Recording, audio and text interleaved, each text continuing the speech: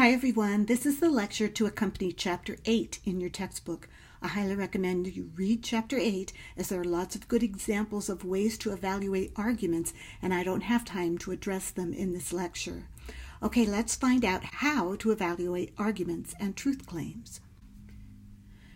Everything we've done in the class has led us up to this point. We've looked at the different types of arguments and how they're constructed. We looked at things like validity and strength to determine if something is a good argument. Now we're going to finally put everything together and start making critical judgments about the truth claims of arguments. In order to look at an argument to determine if it is indeed true and the conclusion should be accepted, you must first summarize or standardize it to clearly see how the argument is set up and what premises or evidence is being used to support the conclusion, as you learned in Chapter 7. Once you've done that, you need to ask yourself two questions. First, is the argument a good argument? In other words, if it's deductive, is it valid? If it's inductive, is it at least relatively strong? And then you look at its truthfulness. In deductive reasoning, is it a sound argument? In inductive reasoning, is it a cogent argument? That's what we'll be looking at in this chapter. Now remember, a good argument is one that is either deductively sound, valid with true premises, or inductively cogent, at least relatively strong with true premises. Don't be confused or tricked by the word good into thinking that a good argument is something other than that. Here's what a good argument does not mean. Agrees with my views. A good argument does not need to agree with your views to be a good one. A persuasive argument. People are persuaded by bad arguments all the time. Fallacies and false information are often very compelling and sound good. That doesn't make the argument good. As it says here, Hitler was more persuasive than Churchill, but that doesn't mean that Hitler's arguments were better. Either well-written or well-spoken. That doesn't make a good argument either. The person putting forth the argument is well-spoken or the argument is well-written. Again, that doesn't necessarily make it a good argument. An argument can be well-written and still have major flaws in it. So let's go into a little more detail about what a good argument is. As I said, it either needs to be deductively sound or inductively cogent, which we learned in Chapter 3 if you want to go back and review that. But it also needs to be clear and precise. We learned about using clear and precise language in Chapter 4. If you can't understand the argument because it's vague, ambiguous, or otherwise unclear, it's going to be difficult to determine its truth and really can't be considered a good argument. The premises need to be relevant. Sometimes generally good arguments have irrelevant material thrown in, but arguments with too much irrelevant material often cloud or confuse or distract from the issue and can't be considered good arguments. They need to be consistent. If the fallacy of inconsistency is present, it's not a good argument. Something else a good argument needs to be is complete. In other words, it needs to account for all the relevant objections. If there's evidence out there that might contradict or appear to contradict the argument, the arguer really should point it out and then show that their evidence and reasoning is better than the opponent's. An argument can't be considered a good one if it hastily dismisses or ignores the other side of the argument. Fairness is important in good arguments, and that's why you don't see a lot of them on social media. People really cling to their side of an issue and vilify the other side. It's very likely that you won't find many good arguments there. In a nutshell, a good argument embodies all the things we've talked about in the semester. It satisfies the relevant critical thinking standards that apply in the particular context of that argument. So here are the general guidelines to determine the quality of an argument. Ask yourself these questions. Are the premises true? Is the reasoning correct? Is the argument deductively valid or inductively strong? Does the arguer commit any logical fallacies? Does the arguer express his or her points clearly and precisely? Are the premises relevant to the conclusion? Are the arguer's claims logically consistent? Do any of the arguer's claims contradict other claims that they've made in the argument? Is the argument complete? Is all relevant evidence taken into account, given the understandable limitations of time, space, context, and so on? Is the argument fair? Is the arguer fair in his or her presentation of the evidence and treatment of opposing arguments and views? Obviously, one of the things that determines if an argument is a good one is if the premises, in other words, the support or evidence for the conclusion, are true. But how do we determine if the evidence is indeed true? Sometimes other evidence is presented, like statistics, facts, examples, testimony, to support the claim being made. But just as often, arguers include premises that are simply assumptions. Assumptions are claims made without support. So the soundness or cogency of an otherwise valid or strong argument hinges on whether these assumptions are true. There are a couple of ways to determine this. None of these are foolproof, but you should definitely use them rather than simply accepting a claim at face value. The test for this kind of premise is based on the principle of rational acceptance, which states that it's reasonable to accept a claim that doesn't have any support if one or more of these three things is true. If the claim does not conflict with personal experience that we have no good reason to doubt, if the claim does not conflict with background beliefs that we have no good reason to doubt, and if the claim comes from a credible source. So let's look at each of these in turn. The first thing we should consider is whether the claim conflicts with your own experiences and senses. Here are two good examples of this. If your GPS tells you to turn right, but you're driving in the middle of a bridge, you would most likely favor your own knowledge over what the GPS is telling you, unless you want to end up in the water.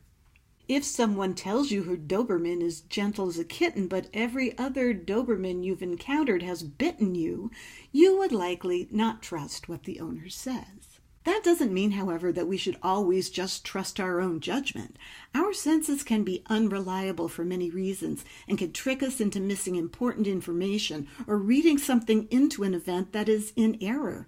These mistakes can be due to bad physical conditions like poor lighting, noise, or other distractions, sensory impairments such as poor vision or hearing, observer impairments such as being drunk, distracted, or tired, unreliable measuring instruments such as your clock wasn't set to the right time, bad memory, which is just what it sounds like, and beliefs, hopes, fears, and biases can also affect our observations.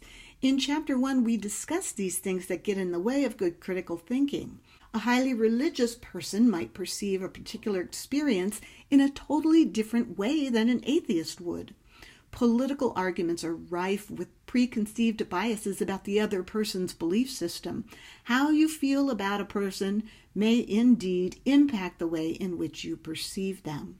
For instance, eyewitness testimony is proven to be notoriously unreliable.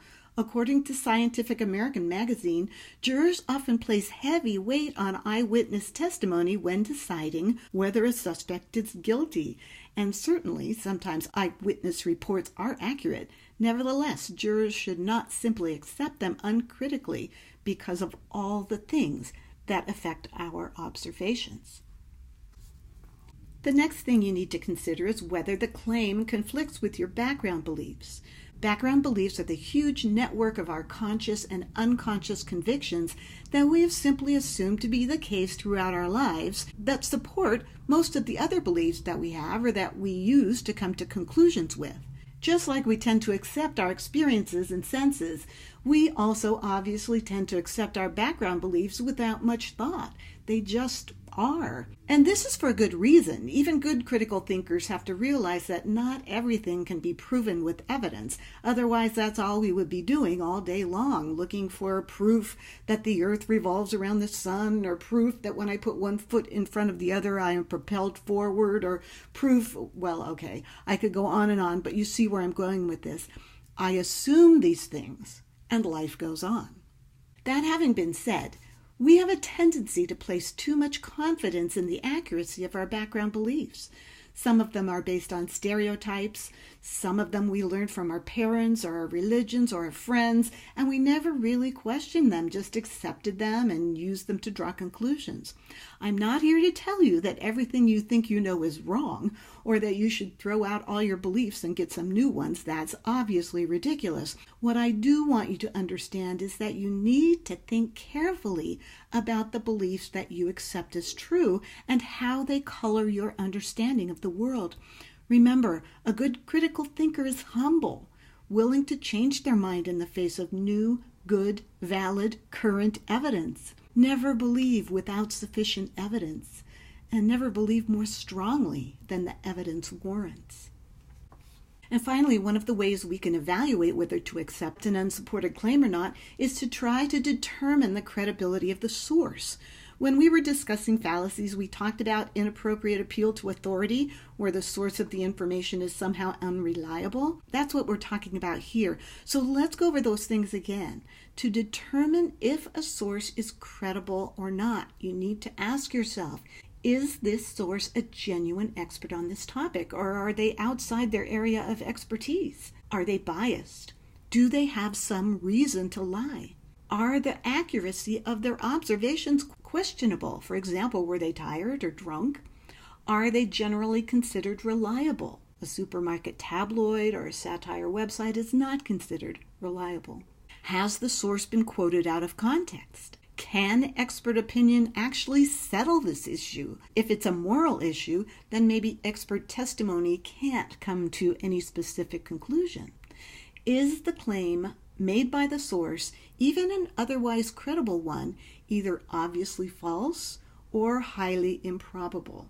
Now, when we have our library workshop and when we discuss journalism specifically later on in this course, we will get into how to determine reliable academic and journalistic sources. So, you can reasonably accept a claim that is not supported by any evidence if it doesn't conflict with personal experience that you have no good reason to doubt, if it doesn't conflict with background beliefs that you have no good reason to doubt, and if the source of the information is one that is determined to be credible. Now, these tests only apply if the claim is unsupported. If there is evidence given that supports the claim, then you need to look at that evidence to determine its truthfulness. Okay, let's do a little exercise. Without looking any of this up, decide whether or not to accept these claims based on your experience, your background knowledge, and the source of the information if there's one given. I want you to stop the video and write down your answers on a piece of paper. Is it reasonable to accept them at face value? Yes or no? And if yes, why? If no, why not?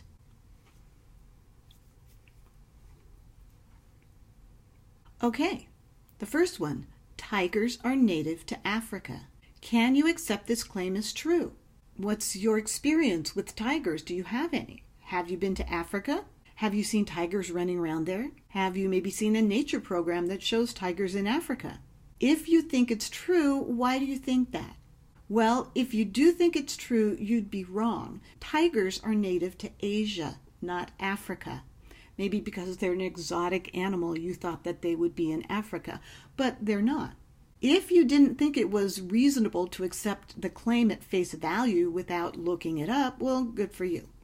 The second one, there are wolves in Yellowstone National Park. Again, based on your own experience or background knowledge, is it reasonable to accept this claim at face value?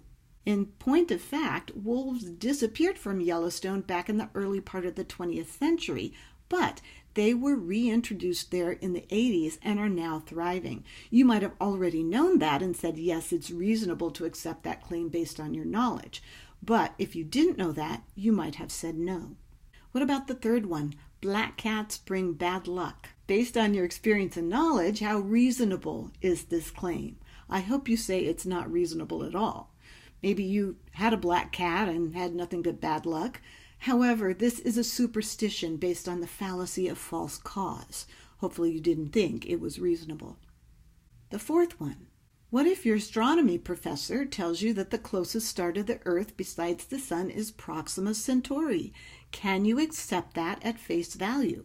Well, I think so. Your astronomy professor is hopefully an expert in astronomy, so unless you have good reason to disbelieve her, you can accept that as truth. The next one. Maybe you go onto an anti-gun control website and you see this rhetorical question, which is actually a claim with no supporting evidence. Did you know that gun control laws actually increase the violent crime rate? How reasonable is it to accept this claim at face value? Is this something you think actually might be the case? Would that make you more likely to believe it without evidence? If so, you need to recognize that you might have some bias on the topic and do some research. It is probably not wise to accept this claim without evidence. And the last one. You see an advertisement for a pain reliever. A paid sports celebrity holds up a bottle and says, "Nothing works harder on your headache." Should you accept this at face value? For one thing, is the source of the information credible? He may be an expert in his sport, but he probably doesn't have more than anecdotal evidence that this pain reliever is effective. Plus, when you say, "Nothing works harder on your headache," that's misusing language, because if you think about it, "nothing works harder" could also mean other things work just as well. So this ambiguous use of language is meant to deceive. So I would not take this person's word for it. When you refute an argument, that's different from simply saying, "I disagree with you," or "I think you're wrong," or to criticize what they said by saying, "This argument doesn't make sense," or "It's too obscure," "It's too wordy." Refuting an argument means specifically to defeat it, to prove it wrong. And there are only two ways to do that. First, you can show that the premises are false or dubious. The premises involved have to be critical to the argument. If you can prove one of them incorrect, the argument is defeated. Second, you can show that the conclusion does not follow from the premises. If it's deductive, you show that it's invalid. If it's inductive, show that it's weak. Either way, the argument is defeated. So let's look at each of these strategies. If you can prove that a premise critical to the argument is false, then the argument is refuted. Here's an example. U.S. presidents live in the White House. Paris Hilton is president, so Paris Hilton lives in the White House. Obviously, the second premise, Paris Hilton is president, is false, although that could happen. So once you show that to be false, that refutes the argument. Remember that the premise has to be critical to the argument. Sometimes people throw irrelevant claims into their arguments, and those might be either true or false, but it doesn't matter if the premise doesn't factor into whether the conclusion is true or false. So here's an example of what I'm talking about. All circles are squares. All squares are rectangles. All rectangles are geometrical figures. So all squares are geometrical figures. Okay, one is obviously false. Circles are not squares. But all the other things that lead up to 4, all squares are rectangles, all rectangles are geometrical figures, so all squares are geometrical figures. It's still true, even though there's a false premise in there, but the false premise is irrelevant to the argument. Now, in those examples, the evidence is linked, but what about if the evidence is independent? In this example, TJ is a bachelor, TJ is an uncle, so TJ is a male. Each of those premises provide independent support. So you can say TJ is a bachelor, therefore TJ is a male, or TJ is an uncle, therefore TJ is a male. They don't need the other piece of evidence to come to the conclusion that TJ is a male. In this example, finding out that TJ got married last month and isn't a bachelor anymore doesn't refute the argument. He's still an uncle, so he's still a male. So, proving that a premise that is critical to the argument is false is one way to refute the argument. But you don't have to absolutely prove that a critical premise is totally wrong to successfully refute an argument.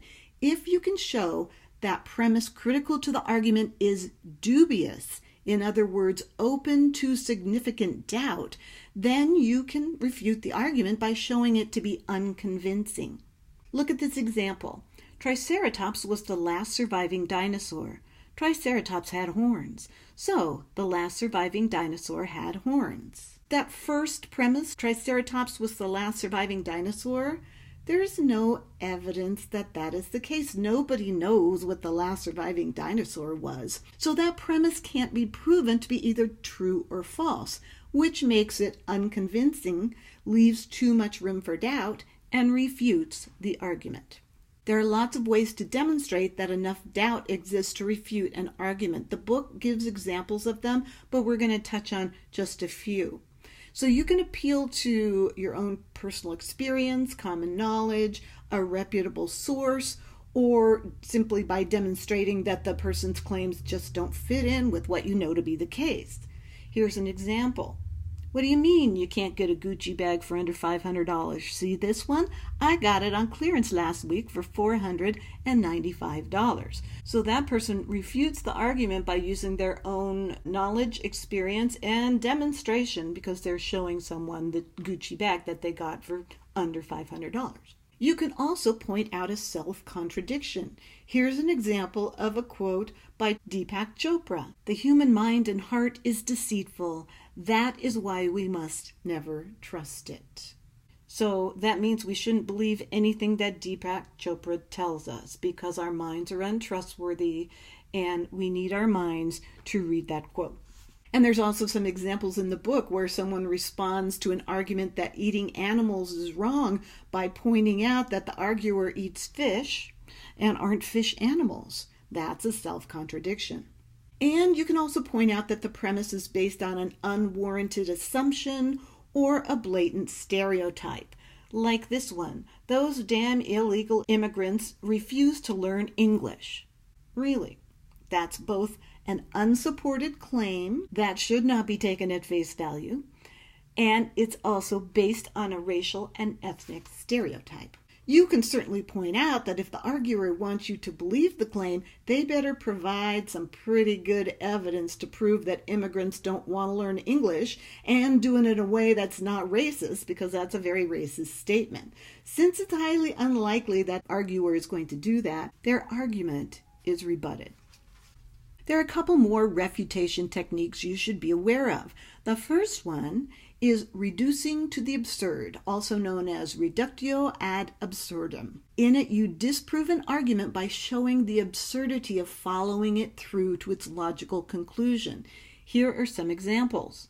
Person 1 says, "All killing is wrong." Person 2 says, "Really? Then you shouldn't pull vegetables out of the ground and cook them because you're killing them. And you shouldn't take antibiotics or brush your teeth because you're killing microorganisms like germs or bacteria." I'm sure that person 1 will say, "Well, that's not what I meant." And then possibly they might realize that their argument sucks because it's vague and imprecise. And maybe they'll attempt to create a better, more precise and qualified argument. Or at least we can hope so. Here's another example. Witness on the stand says, "I know the accused was driving a blue car." And the attorney says, "Really? How do you know that?" The witness says, "Well, I'm an interior decorator. I always notice the color of cars when I'm driving." The attorney says, "Oh, really? What was the color of the car in front of you coming into the courthouse parking garage? What were the colors of the cars on either side of you when you parked?" And of course the witness is going, well. The lawyer refutes the witness's claim that she can remember the colors of cars around her by pointing out how silly that is, then casts doubts on her insistence that she knew the color of the car the accused was driving. The last type of refutation technique we will discuss is counterexample. You can refute the argument by presenting an exception to their claim that proves the conclusion false. Here's a few examples. Person 1 says, "All 20th century presidents were rich." Person 2 says, "Harry Truman wasn't," so that's an exception to this person's statement. Person 1 says, "Iowa is the only state with 4 letters in its name." Person 2 says, what about Ohio?" Looks like person 1 isn't the sharpest tool in the shed. This is a fairly cut and dried way to refute an argument. So now you know the ways to refute arguments by showing that critical premises are false or dubious. Let's move on to the next way to refute arguments. The second way to refute an argument is to prove that the conclusion doesn't follow from the premises. Basically, you're proving that the reasoning is faulty, which means that the argument is either deductively invalid or inductively weak. Remember that in deductive arguments, the premises should lead to an inescapable conclusion. So if it's deductive, you need to ask, does the conclusion follow necessarily from the premise? If it doesn't, it's invalid and you can refute it. Remember also that fallacies are mistakes in reasoning and can happen in both deductive and inductive arguments. You need to ask yourself, are the premises relevant and sufficient to support the conclusion? These are things that we've already done in previous chapters when learning about inductive and deductive arguments and fallacies, so we really don't need to go over examples of these things again. But one thing that we should discuss is the last question on this list. Does the argument leave out important countervailing evidence? What does that mean? Well, does the arguer bring up and refute any opposing arguments, or at least qualify their arguments based on this evidence instead of insisting on absolutes? When arguers only focus on one side of an argument and omit any evidence that might point to a contrary conclusion, you have every right to cite that evidence and say that because it was omitted, the argument is rebutted. Let's look at an example here in which counter-arguments help to refute this argument by casting doubts on it, pointing out errors, and bringing in countervailing evidence. Okay, so here it is. Your friend says to you, why should I go to college? It costs a fortune, is boring, and I can get a high-paying job in trucking or construction without a college education. The argument here is basically, number one, college costs a fortune. Number two, college is boring. Number three, I can get a high-paying job without a college education. Number four, therefore, I don't need to go to college. And as you can see by the illustration on the right, this is an inductive argument with three independent premises and a conclusion. So you would need to disprove or cast doubt on all the premises to refute that argument, but I think you can do that. You can also bring in countervailing evidence that the arguer fails to consider. So your refutation might go something like this. Costs a fortune is vague language. What exactly do you mean by this? It's certainly not free, but lots of colleges are comparatively inexpensive. So I don't think you can say it costs a fortune. Your claim that college is boring is both subjective, it's an opinion, and unsupported. You're not using anything to back that up. Maybe you were bored in high school, but college isn't the same thing, and you might find it completely different and far from boring. And finally, I think you're underestimating the earning power of a college degree. Sure, there are some jobs that don't require a degree where the median income is around $55,000, but those jobs tend to be more dangerous, like police officer, fireman, or as you said, trucking and construction. Those all have higher levels of injury than those that require a college degree. And your chances of making that kind of money or better are much higher with a degree. I think you did a pretty good job refuting your friend's argument. Well, you've learned a lot today, and now you're going to need to start putting your knowledge to work in your first big assignment, your critical essay. I recommend that you go to the assignment page and look it over, and we're also going to discuss it in class. You will be analyzing and evaluating another person's argument. How do you find something to analyze and evaluate? You might already have something in mind, but if you don't, here are some good places to look. Newspapers or newspaper websites. They have columns and editorials on opinion pages, also letters to the editor, editorial cartoons. And while practically every newspaper has a website, there are some really good sources for things like this, including the Washington Post, the LA Times, or USA Today. Then there are magazines or trade journals that may also have editorial columns or opinion pieces in them. Things like Time and Newsday are examples of good general interest magazines, but there are thousands of magazines out there that have opinion pieces in them. Network or cable news. Many television news shows are either opinion-based in and of themselves, or they have an editorial component to them. So you can often find the transcripts of television shows on their corresponding websites. You might look for recordings or transcripts of campaign or policy speeches. Those are really good things you can evaluate. Also, you might find the transcript of an interview that a reporter had with a politician or a person of interest. And finally, maybe an event of political or societal interest. Who spoke there and what was their viewpoint? What was the event about? Remember, this isn't about your opinion. It's not about what you think. You're going to be looking at someone else's arguments. You're going to summarize or standardize the argument, then evaluate it. This is the end of the lecture to accompany Chapter 8.